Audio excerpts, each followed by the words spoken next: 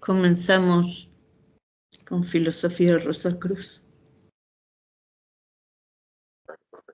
Habíamos quedado ahí. Sí. Habíamos leído los turaños originales. Exacto. Habíamos estado hablando de las características de las distintas razas que se fueron desarrollando en la época atlántica y los inconvenientes que se fueron produciendo a partir de que, en tanto que la humanidad tenía la mente recientemente adquirida y que tenía que aprender a utilizar sus capacidades desde el interior, ya no estar siendo guiado desde el exterior, como lo estuvimos hasta la época lemúrica. Y bueno, veníamos de una condición de armonía generada externamente por las jerarquías que nos guiaban. Pero en la medida que fuimos teniendo este ejercicio del libre albedrío, se fueron generando desviaciones de la armonía y del camino recto. Aunque las jerarquías sabían que inevitablemente eso tenía que ocurrir, porque se nos había estimulado a independizarnos antes de que hubiéramos madurado espiritualmente. Eso lo hicieron los espíritus de Lucifer. Entonces, una vez que esa condición apareció, ya no se podía revertir. Se generó todo lo que en el Génesis se nos cuenta sobre que apareció el dolor, la enfermedad y la muerte como algo presente en la experiencia de nuestra oleada de vida. Y también se necesitaba que se desarrollaran los principios de mayor profundidad en el uso de la mente.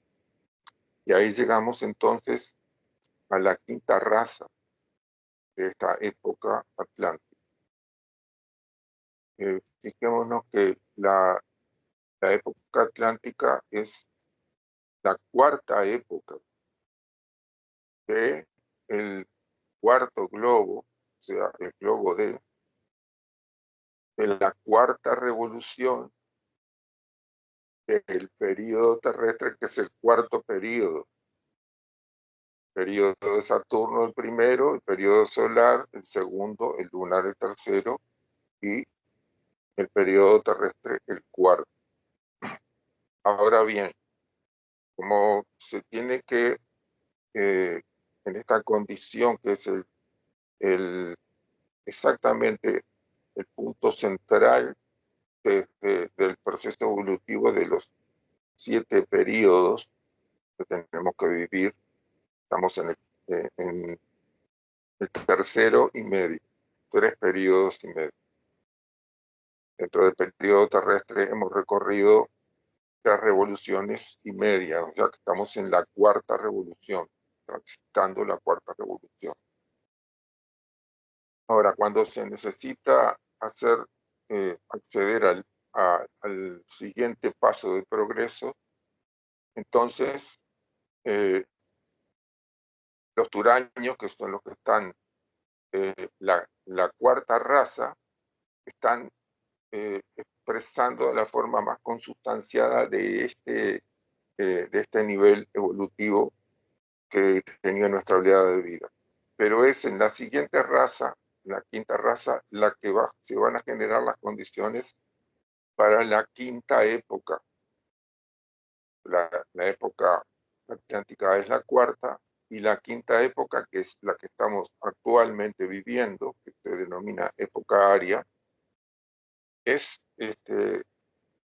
abierto el camino para esta quinta época por la quinta raza de esta época atlántica, de la cuarta época. Entonces nos cuenta Max Keinder: los semitas originales fueron la quinta y más importante de las 7 razas atlantes, pues en ellos encontramos el primer germen de la cualidad correctiva del pensamiento. Por lo tanto, la raza semítica original se transformó en la simiente de raza para las 7 razas de la actual época aria. Y esta condición correctiva de la mente es precisamente imprescindible para nuestro progreso espiritual, porque lo que predominaba era la acción del cuerpo de deseos. En tanto se le dio esta condición de libre albedrío al ser humano, el cuerpo de deseos tenía un desarrollo y una tonicidad que tendía a la satisfacción propia sin ningún reparo. En cambio, la mente empezó a desarrollar la capacidad de que a veces es conveniente no conseguir una satisfacción inmediata para poder entonces generar las condiciones que son más convenientes y poder disfrutar de ellas más adelante. Y nos sigue diciendo... Si querés, sigo.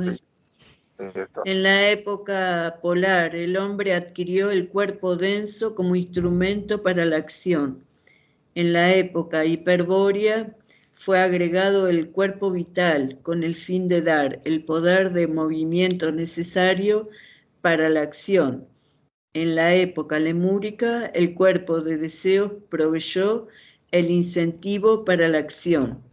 En la época atlante se dio al hombre la mente a fin de dar propósito a la acción, pero como el ego era excesivamente débil y la naturaleza de deseo fuerte, la mente naciente se coaligó con el cuerpo de deseos, de lo cual resultó la facultad de la astucia, que fue la causa de todas las maldades del segundo tercio de la época atlante. En la época aria, el trabajo del ego sobre la mente iba a desarrollar el pensamiento y la razón, con el fin de conducir al deseo por canales que guiaran al logro de la perfección espiritual, que es la meta de la evolución. Esta facultad del pensamiento y de formar ideas fue obtenida por el hombre a expensas de perder su control sobre las fuerzas vitales, o sea, su poder sobre la naturaleza. Mediante el pensamiento y la mente, el hombre puede hoy ejercer poder solo sobre las sustancias químicas y los minerales, pues su mente está ahora en la etapa primera, o mineral, de su evolución. Como estaba su cuerpo denso en el período de Saturno. No puede ejercer poder sobre la vida vegetal o animal, si bien utiliza en sus industrias madera y diversas sustancias vegetales, así como diferentes partes de los animales. Estas sustancias son todas, en el análisis final, en materia química animada por vida mineral, de la cual están compuestos los cuerpos de todos los reinos, como se explicó previamente. El hombre en su actual etapa puede dominar toda esa variedad de combinaciones del mineral químico, mas ese dominio no se extenderá de forma que pueda trabajar con la vida hasta que haya alcanzado el período de Júpiter. Entonces tendrá el poder de trabajar con la vida vegetal, como los ángeles lo hacen en el actual período terrestre. Los científicos materialistas han trabajado durante muchos años tratando de crear vida, pero no lo lograrán hasta que hayan aprendido que deben acercarse a la mesa del laboratorio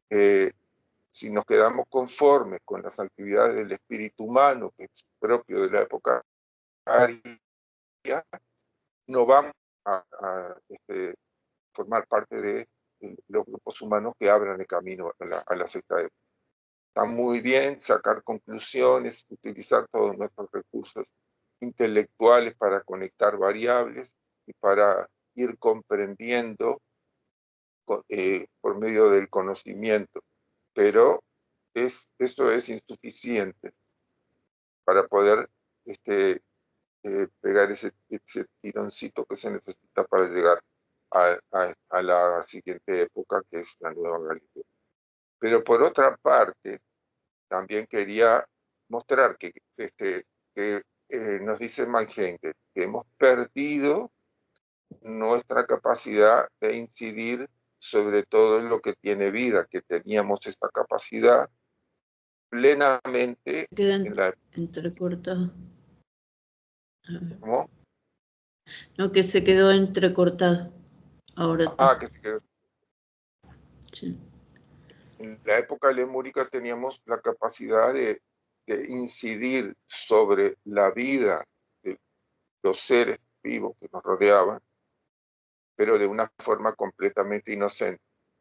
Y fuimos conservando cierta forma de esa capacidad en la época atlántica, pero ya, ya la perdimos en la medida que ya fuimos utilizando la mente. Perdimos la capacidad de que por medio de nuestra mente incidir sobre el cuerpo vital, sobre la vida de todo lo que nos rodea. Y queda el poder de nuestro pensamiento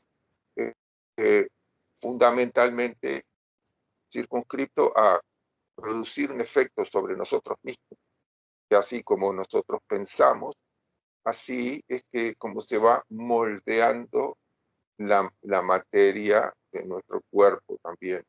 Y somos personas que tenemos un espíritu de confianza, de pensar que no hay margen por que no venga, entonces esto produce un efecto sobre nuestro cuerpo. Pero no tenemos la capacidad de incidir sobre el exterior a no ser que estemos expresando ese pensamiento. Esa capacidad sí se puede ir aumentando en la medida que nosotros enfocamos la mente y desarrollamos la capacidad de... Quedó cortado. No sé si...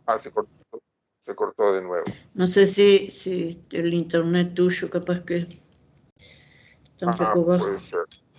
Sí, porque a veces se corta acá el internet. Entonces, el hecho de que el pensamiento tiene implícito un poder, pero ese poder se puede desarrollar en la medida que se concentra, lo mismo que los rayos del sol por medio de una lupa se concentran y pueden llegar a generar muchísima energía en un punto. En cambio, no podemos pensar que nosotros estamos creando con el pensamiento lo que nos rodea. Hay algunas formas de decir equivocadas, en mi modesta opinión, de decirnos de que las cosas no existen si nosotros no las miramos y si nosotros no pensamos en. Hay gente que dice eso, gente que son transmisores del el conocimiento de la física cuántica, pero en realidad las cosas existen por sí mismas y no dependen de que nosotros pensemos en ellas ni que las estemos observando. Existen por sí mismas y tienen un proceso que está establecido por las condiciones internas que están en los genes de todo lo que existe. Entonces, el poder de nuestro pensamiento se puede incrementar para el bien o para el mal. Eso depende de nuestra condición moral. En la medida que nos dediquemos persistentemente a desarrollar la capacidad de concentración. y en la medida que si podemos vincular esa capacidad de concentración con el amor altruista, entonces vamos a estar acercándonos a poder abrir el camino para la sexta época, que es el desafío que estamos teniendo en este tiempo. Bueno, esas dos cosas quería decir. Bueno, igual yo quiero hacer una pregunta Sí. o algo que estuve ahí pensando, que mismo los semitas que siguen ahora, hay como una división también entre ellos, porque están los que quedaron como trancados, lo que Matt Heindel también habla, de que quedaron en la misma, siempre en lo mismo, naciendo siempre con las mismas familias y no juntándose con otros, y los que están separados, no solamente en el mundo, sino mismo en Israel, es como dos mundos completamente diferentes. Y he notado, por cosas que he visto, que hay cantidad de gente que se está abriendo, por ejemplo, guías turísticos que enseñan dónde vivió Jesús o dónde predicó, dónde murió, que se van como impregnando ellos mismos de esas vibraciones positivas y cada vez van hablando como mejor, como no rechazando, o sea, sin dejar su condición semita, pero se van como impregnando y lo van viendo como hasta con alegría, por lo menos es lo que he notado, como que esa misma gente que va y queda extasiada con los lugares, como que les van imprimiendo, a pesar de que el trabajo lo tiene que hacer uno interno, pero de a poquito como que van, me parece, como abriendo. Claro. Sí, Este, exactamente así. Es que todo lo que tiene vida está en un proceso de evolución. Eh, Adriana se refiere a que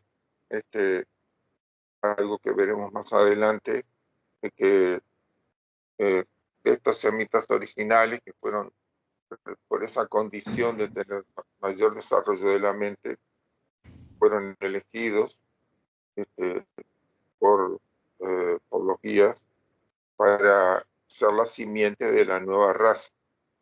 Se les puso algunos preceptos, uno de los cuales que fue la de no mezclarse con otros grupos humanos, precisamente porque había esa condición de como cuando uno quiere mejorar la condición de los vegetales. Elige las mejores semillas, las más saludables, las más grandes, y trata de no poner semillas que no estén en buena condición. Entonces, si se mezclaban los semitas originales con otras razas, se iba a demorar muchísimo más tiempo y se iba a perjudicar la apertura de la siguiente época. Por eso es que se le puso esos preceptos para ese tiempo. Y porque los semitas originales estaban también desarrollando los pulmones. En la época atlántica había una presencia de humedad muchísimo mayor que la que hay ahora en el aire. Se respiraba por unas agallas que todavía existen en el feto, en el feto humano.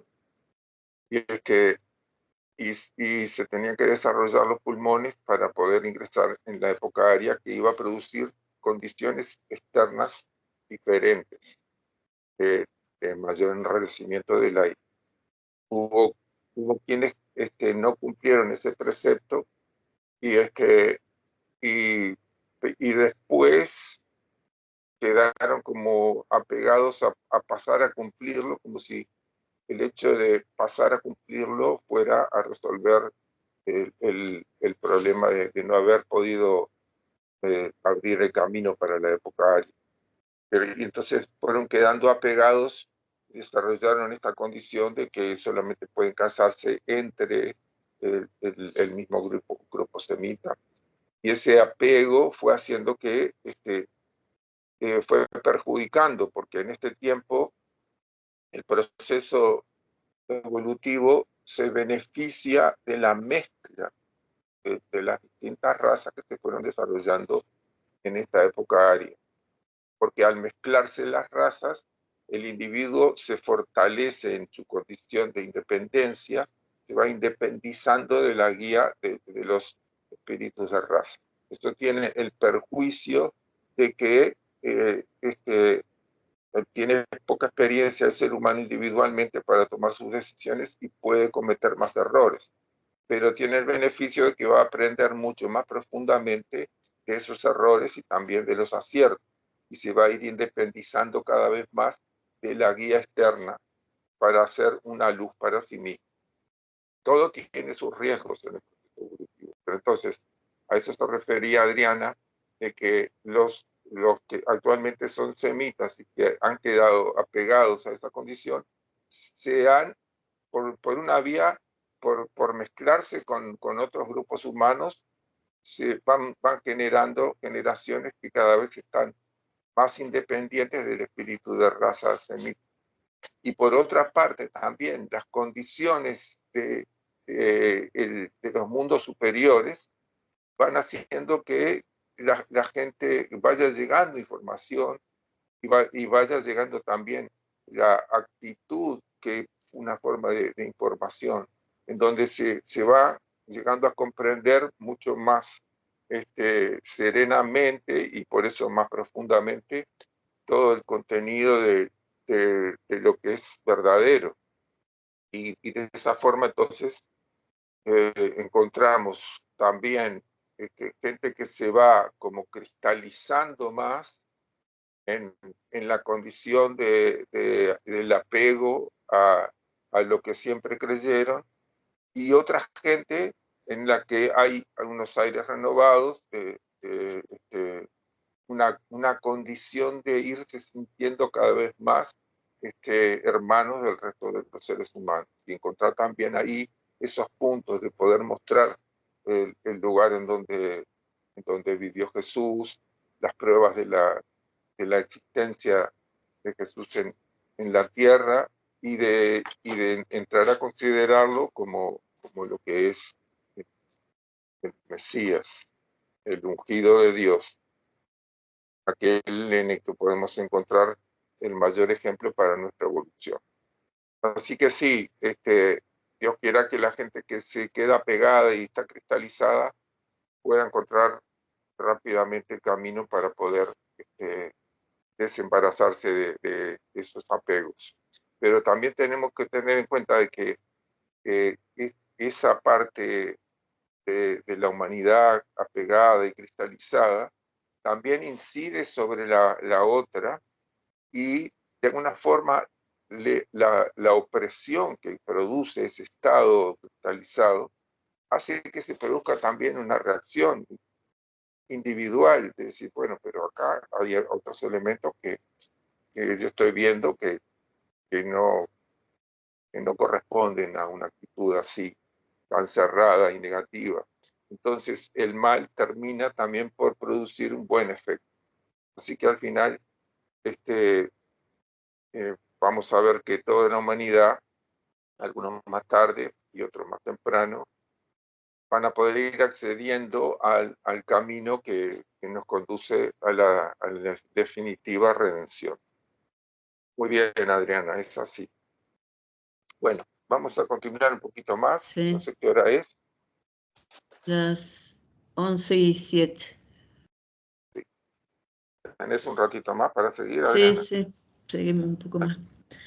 Los semitas originales regulaban sus deseos hasta cierto punto, con la mente, y en lugar de meros deseos aparecieron la astucia y la artimaña, medios por los cuales ese pueblo trató de lograr sus fines egoístas.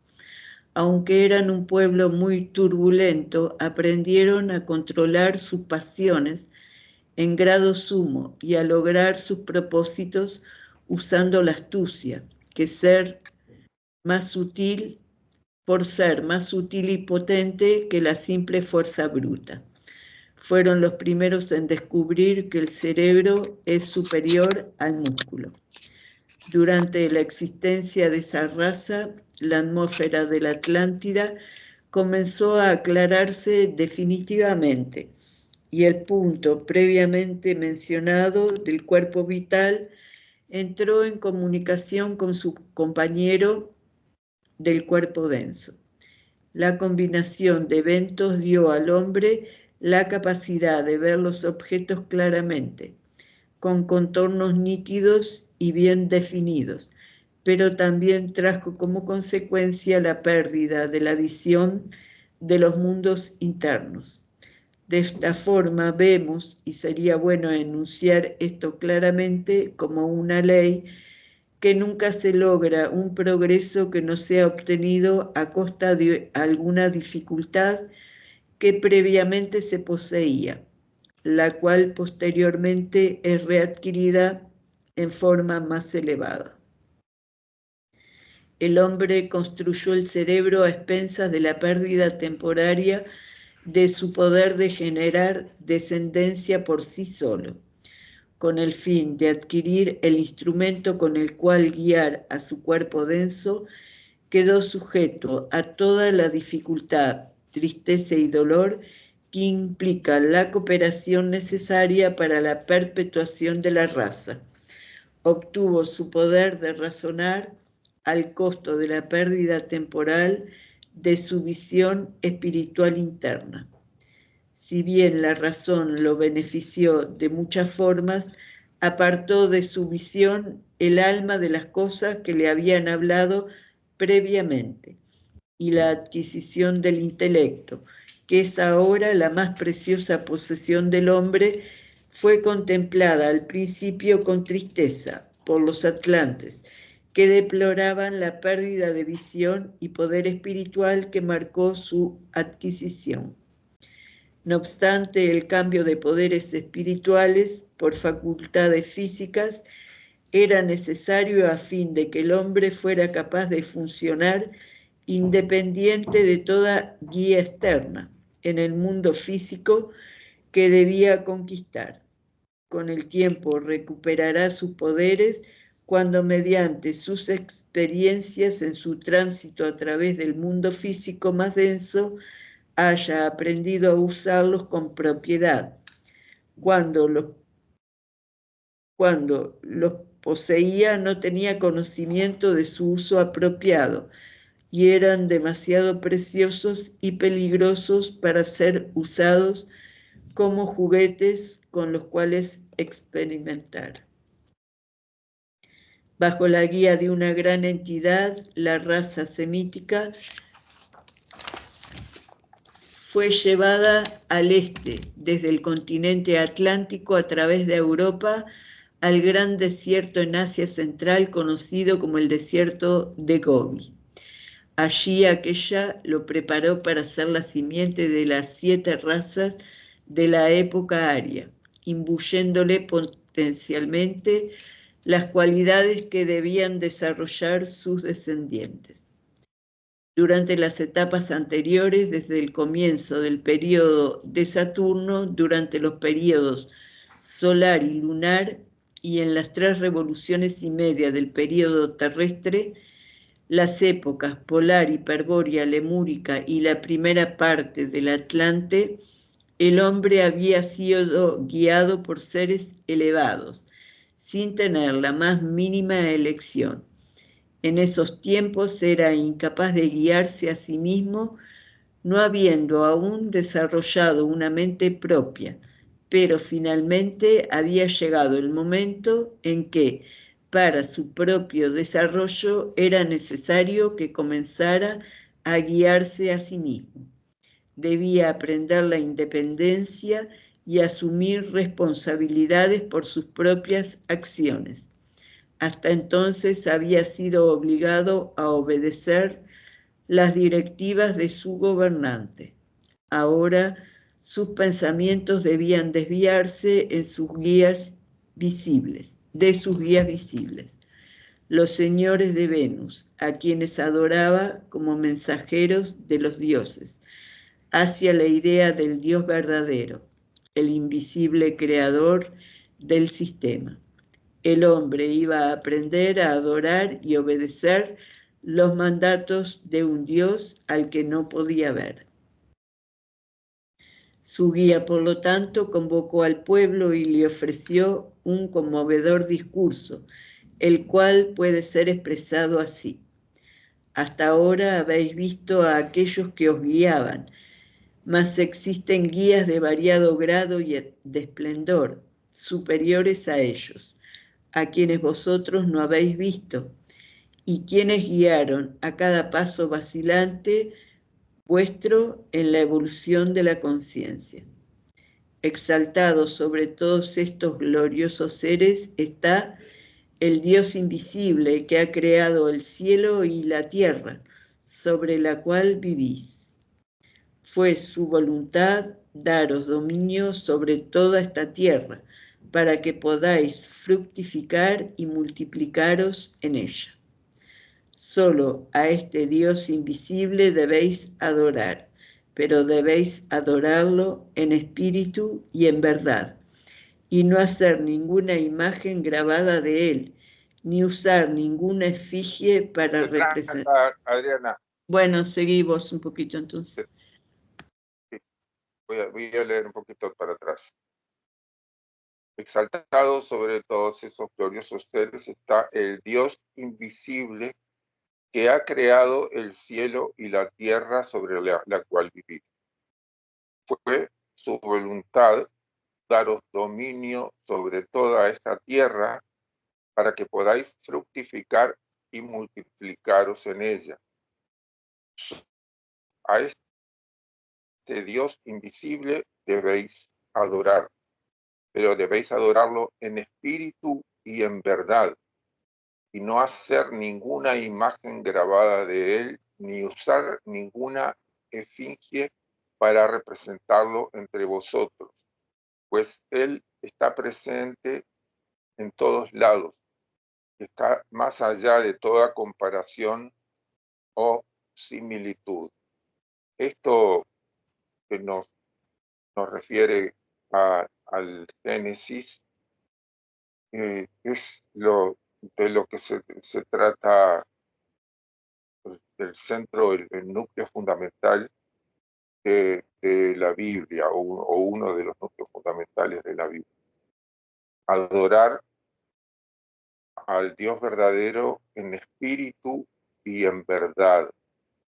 Y se nos presenta entonces el tremendo desafío de adorar a alguien que no vemos, por lo menos directamente. Vemos el resultado de su obra, es decir, su creación, el resultado de su accionar sobre la materia, que son todos los seres que nos rodean.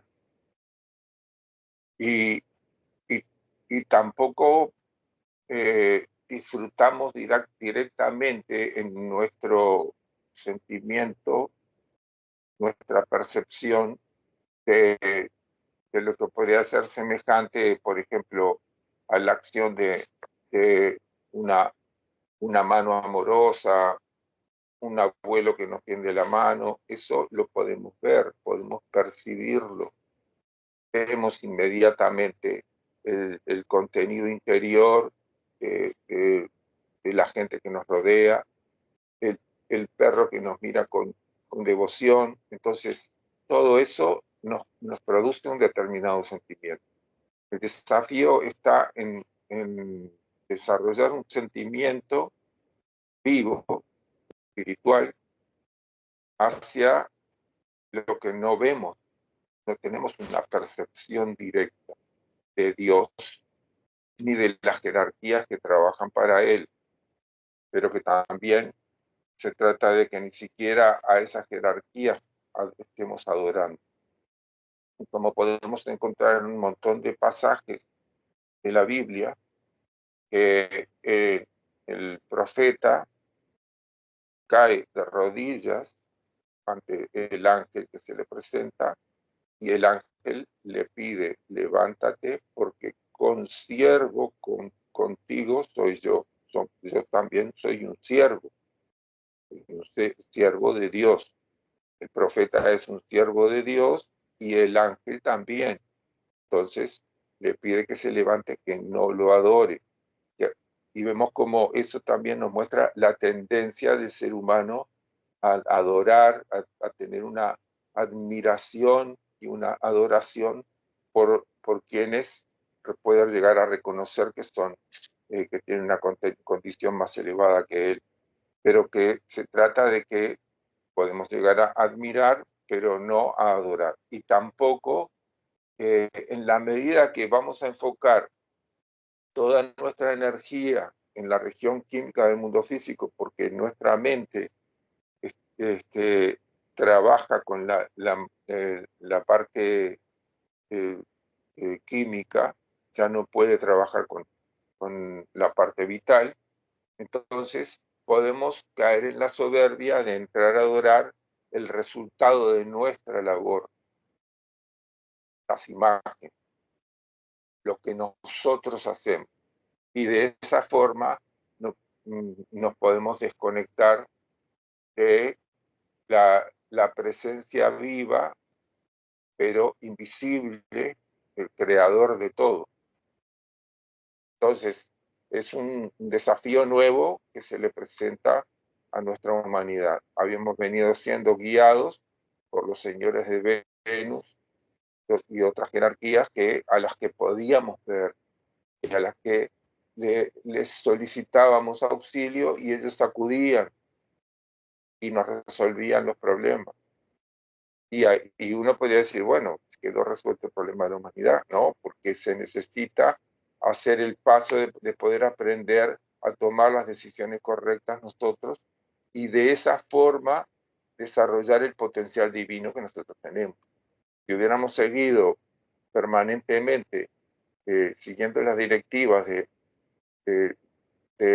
los señores de Venus, no hubiéramos podido desarrollar nuestras capacidades ni acercarnos entonces a poder desarrollar el amor altruista que va a abrir el camino a la sexta época. Todo esto está implícito en estas nuevas condiciones que se le pone al ser humano en ese tiempo, en el tiempo en el que seleccionó a los semitas originales y se los llevó a las inmediaciones del desierto del Gobi. Y se nos dice, si seguís sus preceptos, Él os bendecirá abundantemente en todo lo bueno. Si os descarriáis de su camino, os ocurrirán males. La elección es vuestra, sois libres, pero deberéis soportar las consecuencias de vuestras propias acciones. La educación del hombre se realiza en 4 grandes pasos. Primero se trabaja sobre él desde afuera, inconscientemente, cuando se le coloca bajo el gobierno de mensajeros de dioses y reyes que él ve y cuyo mandato debe obedecer. Después se le enseña a reverenciar los mandatos de un Dios al cual no ve. Finalmente aprende a elevarse por encima de los mandatos, a ser una ley en sí mismo, mediante la conquista de sí mismo, por su propio albedrío, a vivir en armonía con el orden de la naturaleza, que es la ley de Dios. Todavía son cuádruples los pasos mediante los cuales el hombre se eleva a Dios. Este tema de convertirse en una ley en sí mismo, elevarse por encima de las leyes, de las leyes que son establecidas por otros hombres, está relacionado con que el ser humano difícilmente pueda ser justo. cuando juzga el accionar de otros. Muy difícil verdaderamente ser justo porque no se pueden tener en cuenta todas las condiciones concretas, hay apariencias que no concuerdan con la realidad y, y entonces aparecen protocolos, sí cumplen los protocolos y la gente piensa que al cumplir los protocolos está haciendo lo correcto, pero eso es volverse un autómata. Uno tiene que tener en cuenta que los protocolos se basan en la experiencia anterior, pero también tiene que tener la atención en lo que está vivo, presente, y que pueden ser, cada vez el ser humano se va individualizando más y se van convirtiendo en un caso particular que no corresponde a caminos generales en un montón de aspectos. Entonces, es necesario que para convertirse en una ley en sí mismo, en realidad, como nos dice bien Mike Heindel aquí, es que se va compenetrando cada vez más, va entrando en una sintonía cada vez más fina con los principios fundamentales que se pueden ver en la naturaleza, pero que trascienden la naturaleza visible. Es decir, lo que se podría decir la ley con mayúscula natural, es decir, la ley de Dios que se expresa en toda la creación. Eso es lo que se pretende que vaya desarrollando el ser humano en su interior y pueda en sus decisiones ser lo más justo y lo más verdadero en todo lo que le corresponde a sus capacidades. Y eso también propicia el camino para el desarrollo del amor altruista, porque querer ser justo en las cosas que a uno le toca vivir y estar honrando siempre lo verdadero, eso tiene un sustento en el amor altruista, en el querer verdaderamente el verdadero bien, y ese verdadero bien es el que procede del Dios creador de nuestro sistema solar. Ese potencial es el que estamos en camino de desarrollar. Y tenemos la posibilidad de que en cada circunstancia de nuestra vida estar atentos para ver qué es lo mejor que podemos dar en cada circunstancia. Bueno, entonces estaba hablando de... Sí, adelante, Adrián. No, capaz que completar diciendo que esto es un desafío, tratar de ver los acontecimientos que han pasado a lo largo del día y no emitir una opinión ahí con la mente de juzgamiento de lo que pasó, sino solamente verlo y tratar de sacar la enseñanza sin ponerle eso, la opinión de uno. Sí. Desembarazarse de las impresiones emocionales que producen opiniones. Claro, porque tenemos que saber que la mente puede ser usada por el cuerpo de deseos. Muchas veces opinamos de acuerdo a las impresiones que recibimos. Pero esas impresiones son parciales, incompletas.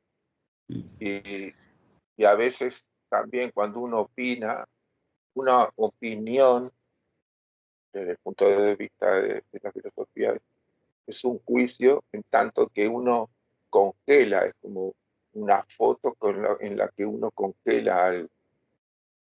Y puede ser que esa opinión sea acertada en ese momento, Claro. pero también la mente de uno queda como atrapada en esa opinión. Claro. Lo cuestiona uno. Y entonces se necesita abrir la ventana del alma no quedar atrapado en eso, exactamente como nos dice Adrián, porque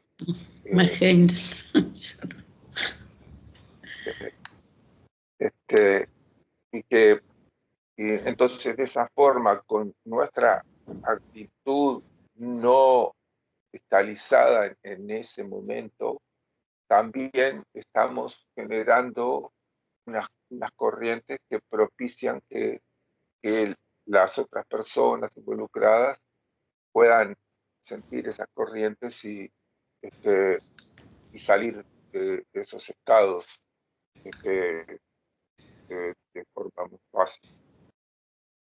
Aunque a veces sí se necesita intervenir y poder plantear las cosas con seriedad, pero entonces para eso tenemos el discernimiento. Entonces uno preferiría que no generar esa confrontación porque produce discordia cuando uno tiene que llamar la atención. También cuando le llaman la atención a uno, que produce un impacto porque uno sabe cómo es, porque también cuando lo recibe sabe el efecto que se produce. Pero entonces, si uno reviste todo de una actitud, por más serio que sea, si también hay una buena voluntad, una buena intención, entonces ahí se puede propiciar sí, en el ejercicio de retrospección tenemos la oportunidad de irnos desembarazando también de Bueno, dejamos no sé por acá. Sí, sí, ahí está. ¿te parece? Sí. Bueno, bien, muchas gracias. Gracias a ti. No sé si tenemos curación mañana. Creo que es el lunes. Espérame un segundito. El lunes. Lunes, sí. Bueno, hasta curación, entonces, si Dios quiere. A ver, espera. No, domingo 14 es. Domingo 14. Domingo. Mañana, domingo, sí, mañana. Bueno, lo hacemos a las 7. Sí. Ahí está, a las 7, perfecto. Está bárbaro. Bueno, hasta mañana entonces. Hasta mañana. Chau, chau.